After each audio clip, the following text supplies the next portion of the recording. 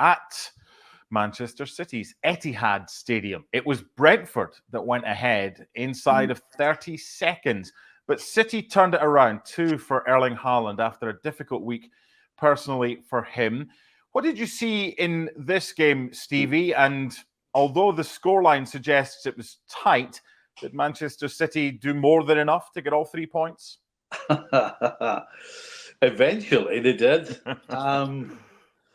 And it kind of, watching both Liverpool and City, it sort of doubled me down on the international week factor, because Manchester City were slow out the blocks. Now, Brentford, they come out the blocks flying, scored after not even a minute. I think it was like 35 seconds.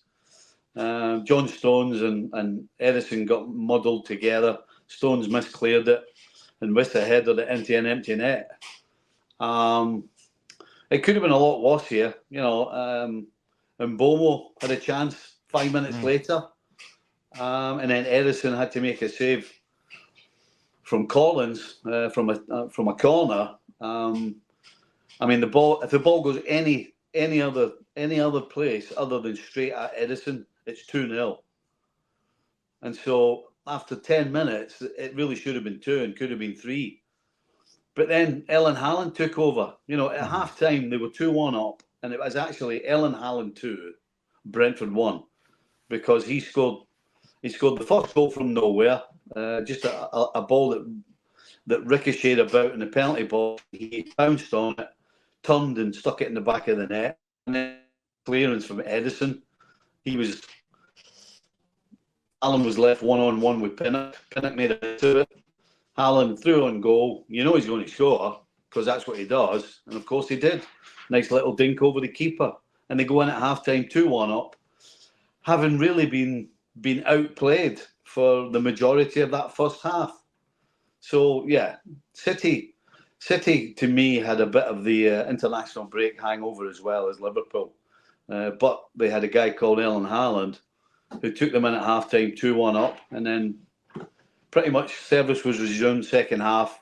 The longer the game wore on, the more on top City were. They didn't take any of their opportunities. Haaland probably should have and could have had his hat-trick. Savinho maybe should have scored, could have had a couple, but they didn't score again. But as I said, by the end of the game, normal service was resumed, and City, in the end, deserved to win the game. So is that the difference between City and the rest? They come back from an international break, they're not at their best, and they still get 3 points? Or do you want to narrow it right down and say Erling Haaland is the difference between Manchester City and the rest? Erling Haaland's the difference. There's no question about it. 100%. He was the reason that Manchester City got 3 points today. If we look at the way that the team was set up, he started Rico Lewis at right back for the opening 3 games of the season. But Kyle Walker came back and he moved Rico Lewis to the left. And it was interesting listening to his pre-game notes and his pre-game press conference where he's saying it's not his best position, but when he comes in centrally from the left, Rico Lewis, he's better in there. What does it say with the Champions League just around the corner that he'd rather play Rico Lewis there and then take him off at half-time than someone like Josip Gvardiol because Nathan Ake's out injured? I think it just speaks to the depth that City have. Like the rest of us, I'm sure he respected Brentford, but knew that if they were anywhere close to their best, they would win the game. And so you add those two things together, the fact that they're big favourites to win the game, the fact that they've got a deep squad, the fact that they've got that game coming up. Because I'm pretty sure Gvardiol is his preferred left back right now. Yeah. But the fact that he can make that change just tells you again, no surprise, the depth of their squad. And of course they do end up winning the game also. It's one of those as well that he can keep players fresh. I know he came on and looked good going forward, Gvardiol, but the likelihood is he's probably going to start in midweek. Yeah. Game week 4, Liverpool have lost, Manchester City have won, Arsenal to play on Sunday. Just finally, over kind of riding feeling based on what you've seen from Liverpool so far, no reason to panic. And for City, a little bit different from some recent years.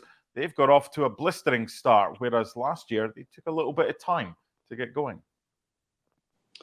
Yeah, I don't think you panic. If you're Arne Slot, as I said, you sit down and figure out the reasons and the problems that were created today. But no, you don't panic. It's too early for that.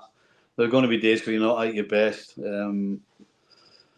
I think this is just one of those games, certainly as early as it is in the season, you put it down to that. And for City, it's a case of, yes, they weren't at their best, but you know what? Champions are champions for a reason. When they're at their best, they win. And when not at their best, they somehow manage to win as well. And that's pretty much what they did today.